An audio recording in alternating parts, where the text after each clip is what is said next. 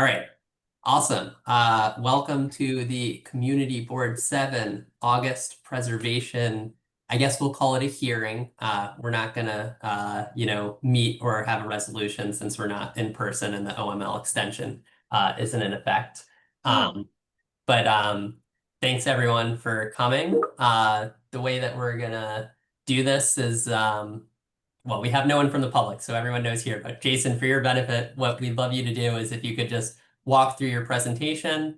Then if folks from the public have shown up, we'll hear from the public. Then we'll ask you any questions we might have. And then we'll close discussion and or close questions for you. And then we'll have a discussion about the committee. And hopefully we'll come to agreement. And what we'll do here is we'll just send a letter to LPC on behalf of the Preservation Committee saying what we think. We're not going to have a full board meeting or anything where we'll vote on a resolution. But the LPC will find that very helpful as well.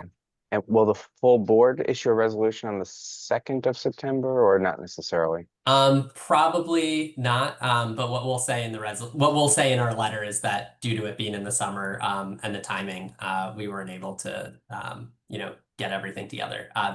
That's pretty fine. Yeah, I think normal. we've had that before. Adam, it's Klari. I don't totally understand this. I know that last month we had thanks to the governor, I guess, and our chair, we had a dispensation because of heat to have entirely online meetings, entirely Zoom. Is that no longer in effect? That expired at the end of July. So I'm a little confused about why we're doing this at all tonight as opposed to September. Because our applicant would like to move forward with their process. So this is to, give the public a chance to weigh in, give CB7 a chance to weigh in, and make sure that just because we're away during August, we're not delaying everything for them. Are they calendared?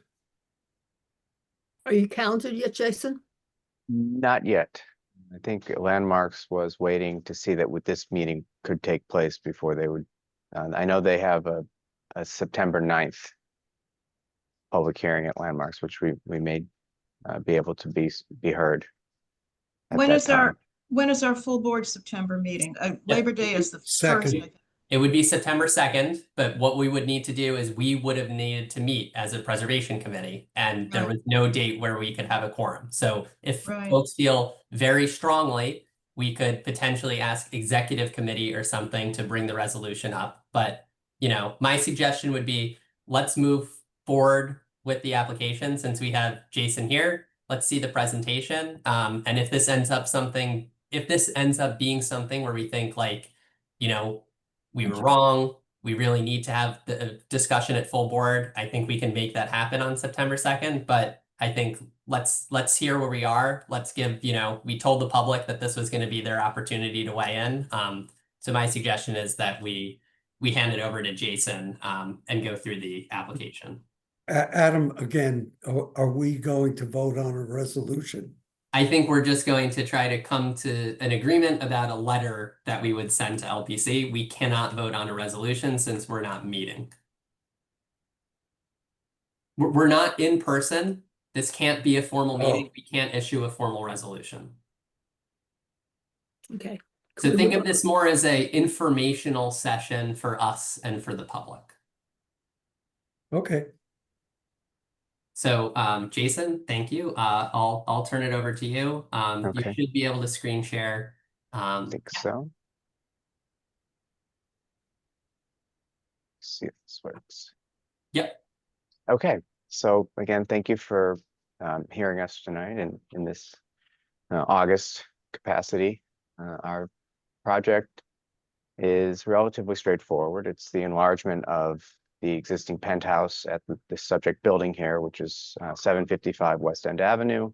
It is at the corner of 97th Street and West End.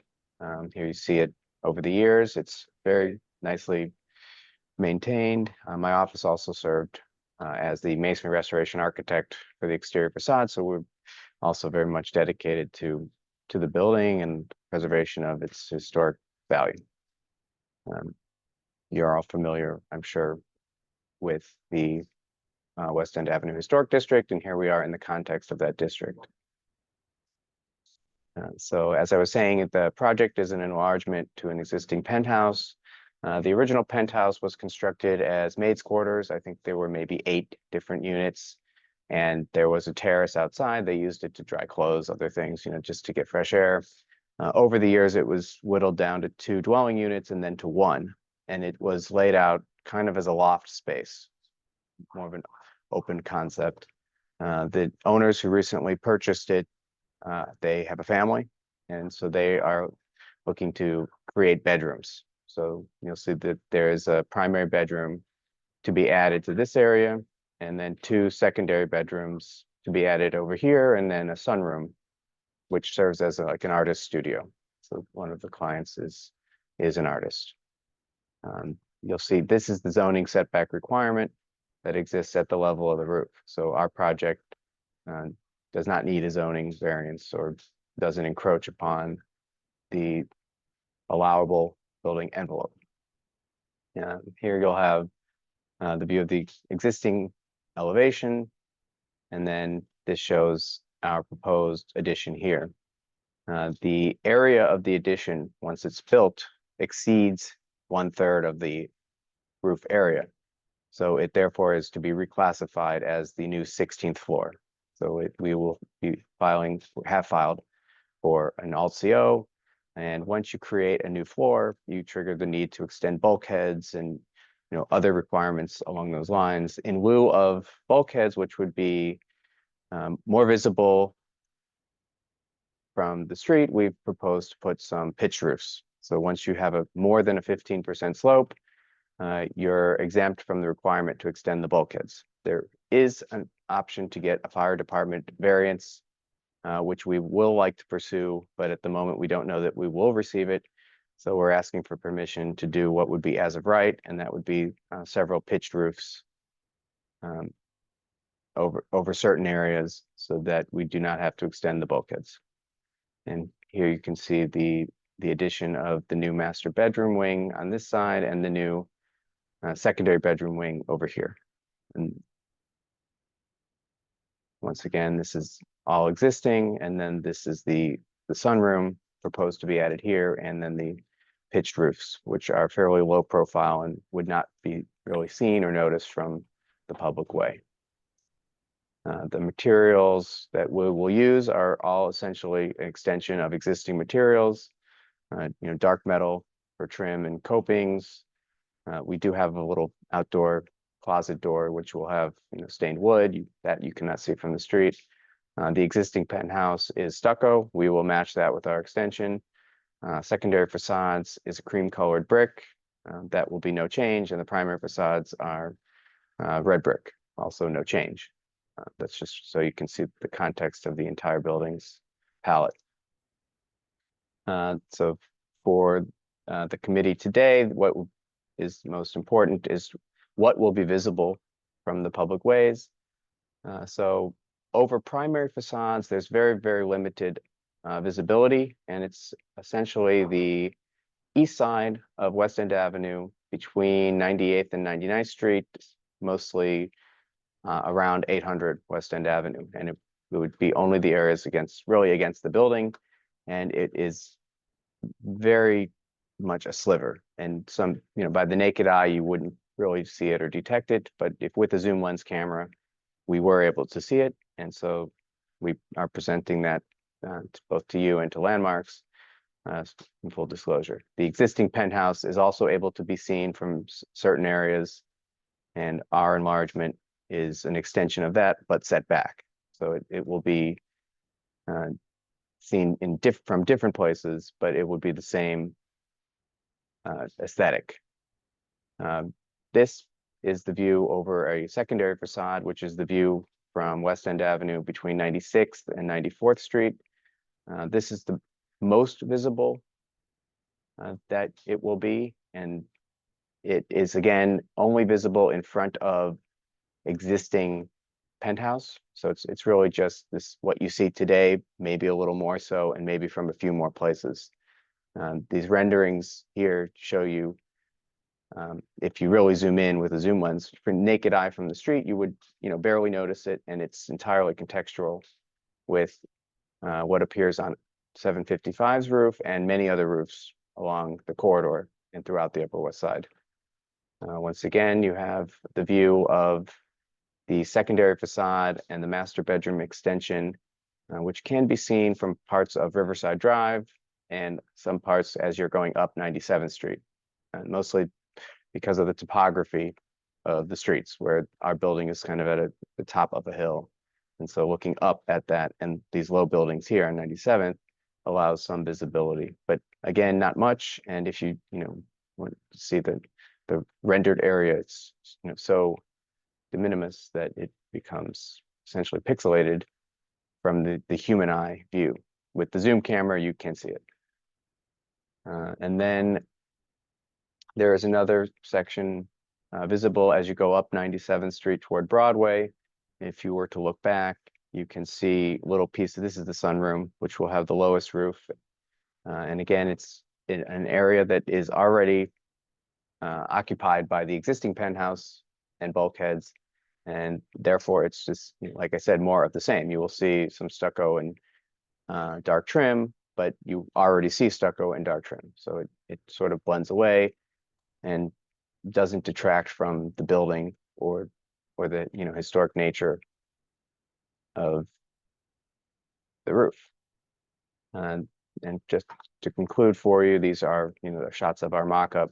This is the existing penthouse in the context of the roof, and then here's the proposed with the 3 enlargements: master bedroom, 2 secondary bedrooms, and the sunroom, as well as several areas with pitched roofs to avoid the need to install additional bulkheads and railings, etc., which would come along with if you were to allow access to the roof of this penthouse. It would trigger many other requirements, which would be more visible and less historic. So we feel that adding these pitched roofs, which you don't see because of the angle of visibility from the street, that we preserve the integrity of the building from the public ways. So with that, I would again thank you, and I'll take any questions you might have. Great. Klari, Madge, Jay has unfortunately disappeared, but hopefully he'll come back. But any questions for Jason? I do. Oh, go ahead, Matt. Klari. Oh, Klari. I can't find my, oh wait, where is the audio? Oh, I am on audio. Okay. Yeah, Jason, some of your slides say proposed mock-up, others say mock-up. Is all the mock-up there, and is everything we're seeing in orange an actually existing mock-up? Yes. So how come some of the drawings say proposed mock-up? Well, I think the intent is that it's the mock-up of the proposed. So there maybe it was a little bit of a language barrier with some of the people who prepared the slides. But yes, what the intent was to say that it's a mock-up of the proposed. Okay, and you're not already fully built? You have floor area that's available? Because this looked to me like a fully built building already. So based on, this is a great question. Based on the definition of floor area, if you're enclosed by a wall that is more than 50% solid and higher than 3'8", and you're a occupied terrace, you are zoning floor area. And happens to be very familiar to me. I have a very similar situation, although I'm in a Blum and Blum building and not a Candela building, but if this is very familiar to me. Thanks. Yeah, so the entire roof is zoning floor area. But obviously we still have the setback requirements and the visibility requirements. The owners of the unit are entitled to build 750 square feet of additional based on their proprietary lease, and that's essentially what we're showing. And the reason for the multiple areas is partially because of the way it connects to the existing building, and partially to allow for an existing roof drain to not have to be moved and working in the spaces below and some things like that. But it also happens to all fit within the zoning envelope. So. And this is really extraneous, but just curiosity, really. You're not adding bathrooms, just bedrooms and the summer? There is one extra bathroom being added here, but Maybe I missed for the that. most part, no, because we don't want to do plumbing in the spaces below. So we do have an opportunity to put a bathroom back to back with an existing bathroom. So there is one shared bathroom for the 2 new bedrooms, but the master bath there's an existing bathroom inside the bulk that we can utilize. And then there is a guest bath. Okay, thank you. Madge? One question. I walked by and I couldn't see anything from Broadway, Riverside. I mean, I couldn't see anything up there. I'm sure the mock-up was there, but it was not visible to me. My question is anything taller? What is taller about this apartment? The What addition, is taller. than what's been- taller than what we are proposing? No, taller than now, taller. I think, I mean. Yeah, Taller than now? taller in the proposed than in the Okay, existing. so the proposed exterior walls would be the same height as the existing. And then the little sloping roofs at 15.5 degrees would be taller than the But- existing, But very little. but very little, about 2 feet in the middle. But again, that once you get to the middle area, you don't see it anymore. But they're not taller than that skylighty thing, are they? No, there are elevator overrun, elevator bulkhead, and a upper store.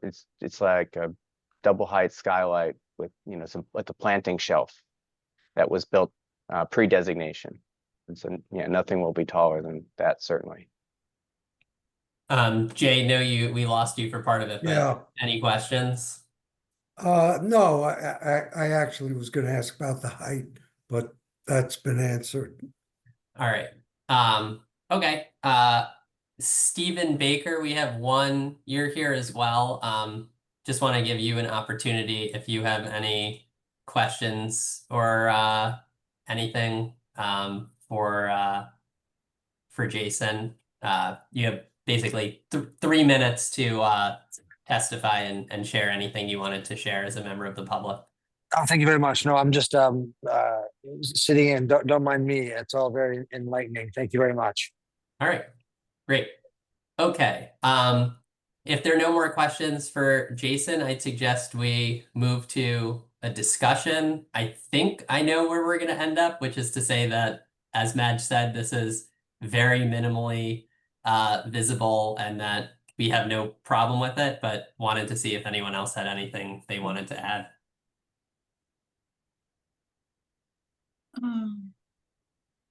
No, I think it's very, very interesting, well thought out proposal. Yeah, I'm okay with it. I actually spent a fair amount of time studying. I looked on DOB website earlier to try to reconstruct something about how it got to be its rather peculiar current configuration. And so I learned something about it. And I'm okay with it. Just, I don't know if this has been answered.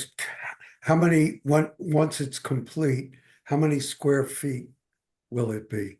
It's an additional 750. So then what's the total gonna be?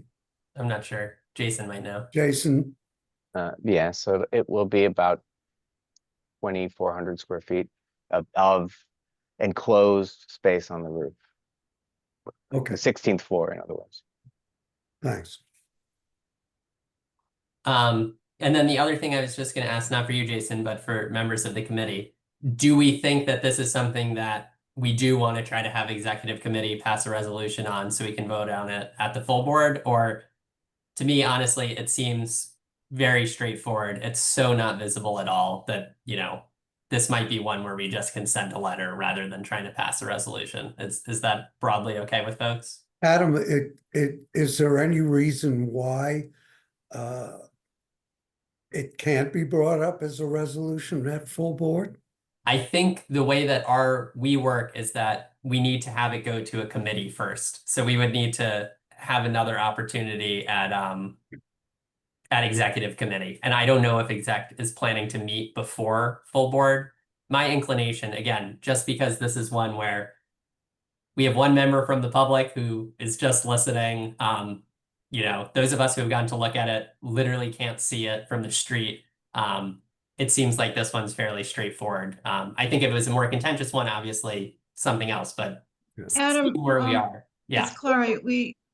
I know we constantly get bollocksed up in the open meeting law, which seems to have bollocksed us up tonight, but many times in the past, and I don't even know if this is still viable, but we've had a situation where the committee has met before the full board meeting, you know, 15 minutes before, and then presents a resolution that's nobody's Right. seen before at the board meeting. Is that still a viable way to proceed, that we get there, you know, 6:15 and turn this into a resolution for that evening? I think it would be really difficult for the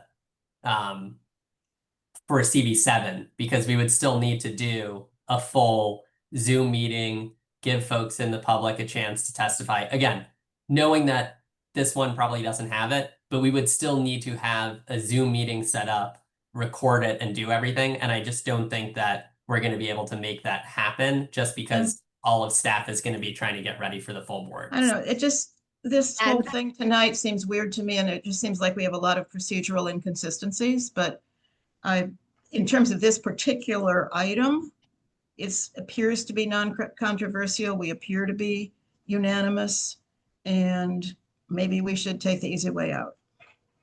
I think that this is now the easy way, but why have a meeting before full board with people who haven't attended this meeting to not even hear the discussion and the presentation? Well, only because that seems to have happened many times Yeah. with other committees. It's been a long time since this one's done it, I think, if ever. Why? Yeah, I think Well, I think what I'm hearing is that for this circumstance, we feel good. Look, next August, maybe the same thing will come up. Madge and I, if we're still chairs, we'll try to do a better job of like communicating ahead of time and getting alignment. But Madge and I kind of looked at this, thought about, okay, August is pretty rough. This application isn't all that complicated. You know, but agree, take the feedback that in the future we'll try to do a better job of, you know, engaging with the full board, with the full committee, especially with our new members. But you know, given where we are, given that it's August, I think what makes the most sense is Madge offered to write the letter.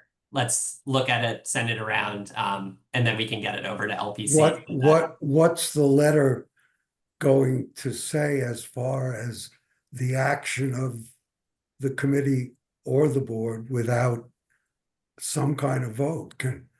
You know, Well, what can we? About to see who supports it, we could do that, but it's not a resolution. Yeah.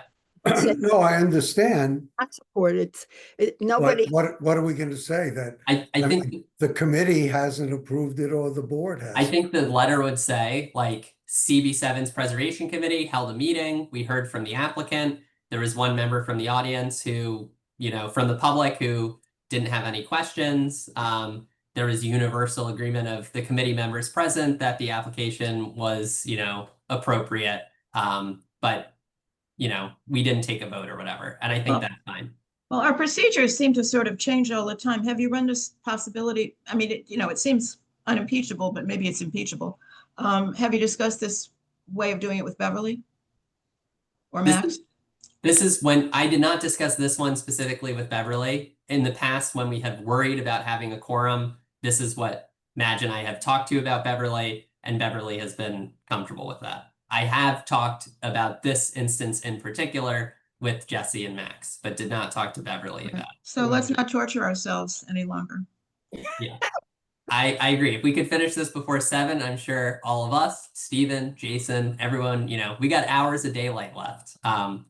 So if anyone else has anything to say, otherwise I'm going to leave it in Madge's capable hands. She'll circulate it. We can look at it, and we'll get that over to LPC so that Jason and his team and the clients can, you know, move this project forward. I think we all know how long construction takes in New York City, so let's not needlessly delay. Yeah, I think Madge, if Madge is going to draft the letter, We're not under a terrible deadline here, since LPC at the earliest is going to meet on this in September. So, I mean, we can think about it. Think and we're finished thinking. Okay. Well, I wasn't finished Oh, thinking. sorry, Jay. That's okay. It's just, it is a very odd situation. And Klari, as you said, very often when we've been pressed for time, other committees been pressed for time, we'll have a pre-meeting,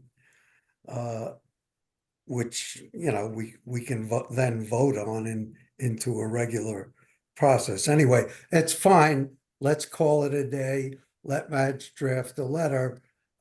Just personally, I'll think about it a little bit. If I come up with some wonderful alternative, I'll let everybody know, or I'll let Adam and Madge know. So Okay. Your input to the letter. I'm open to criticism, commentary. no, this is an easy one as far as the merits of the proposal is concerned. As Klari is, I was a little concerned about the process. It's a very unusual process to have a meeting without a vote, without a formal recommendation. Yep. Yeah. I mean, to me, look, and this is the last thing I'll say so that we can finish at 7. I think the role of the community board really is to make sure that folks from the public have a chance to weigh in. That's really what I think is kind of like the number one thing. And then secondary to that is, I think, like, That us. bad things don't happen. Sorry? And we're trying to not let bad things happen. And this Yeah. just like a Yeah. bad thing. But I'm saying I think number one is like folks in the community know what's happening, have a chance to weigh in. And then number 2 is like, what do we think? And I assume it was properly noticed. Yeah, everything. Yeah. So, Okay. okay, great. Jason, thank you so much for joining us. Thank you, everyone, as well. Feel Thank free to tell LPC that you should be good for September 9th. Stephen, Okay, Baker, much appreciated. Thank you for Thank you. dropping by. Yeah, thanks for having me. I appreciate it. Baker. And everyone else have a great rest of your August, and I'll see you in September. Okay, bye. Sounds like a song. Thanks all. Bye.